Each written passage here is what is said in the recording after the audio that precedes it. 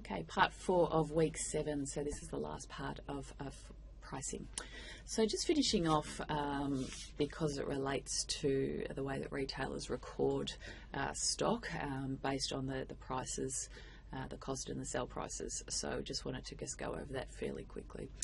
So a retailer certainly controls with the supplier what products are bought, how many they're bought in terms of units. The cost price is negotiated with the supplier and the buyer, and the supplier, as we said, the retailer, as we said, sets the sell price. However, from behind the scenes, we have to have a fairly sophisticated system to make sure that we don't overbuy too many units and we don't underbuy and be out of stock, and that we make sure we do actually achieve our profit as such. So we've got some systems that different retailers use to be able to manage this. Some of this you might be familiar with depending on your level of knowledge in retail or perhaps financial management. So in financial merchandise plans, this is looking at how we control the inventory in terms of dollars and units, so that the buyer has a system called Open to Buy, which I'll talk about in the buying unit, to be able to control their purchases as such.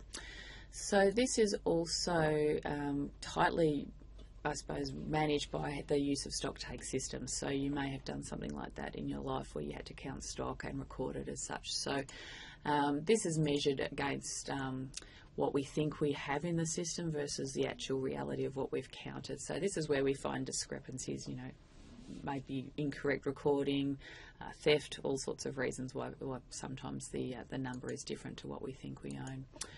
So the type of methods that basically most retailers will choose one or the other. There's no, favoured way. It's just the way that they set themselves up. So the cost method is where we value the stock at cost price, and that's the way we record it in our system. The retail system is where we value the stock at sell price. So again, it doesn't matter, and there's not one better than the other. It's just there's two ways of doing it. So you'll be familiar with the profit and loss statement. So if we look here around stock here, this is cost of goods sold based on what we value it at as to whether, and here you can see we're using the cost-based method, so that it's all recorded all the way through at value of cost price. So that's fairly easy to understand, I think. So we can actually use this in terms of the way we physically count the stock, and also the way we record it in our actual system. You may be familiar with that process, but I suppose the other issue here is that it doesn't require the use of markdowns to be able to actually value the stock. So cost-based physical systems here is where we're counting the stock, and this is the use of technology as well. So in the system it might say we have 10 white pairs of shoes. She's counting them to make sure that is correct, and if it's incorrect, if it's under or over, it's recorded, and then for the buyer knows whether they have to buy more stock or perhaps sell more stock or mark it down even if there's more than we thought we had. So it's used in conjunction with the buying process as well. So this, for a lot of retailers, they do this constantly so that they know exactly what level of stock that they've got.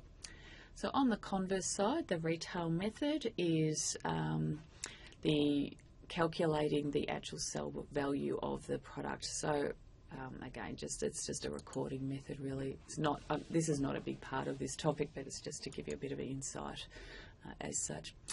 So it is a little bit simpler. It's not better or worse as such, but it's just understanding that pretty much there's two methods of recording stock for retailers.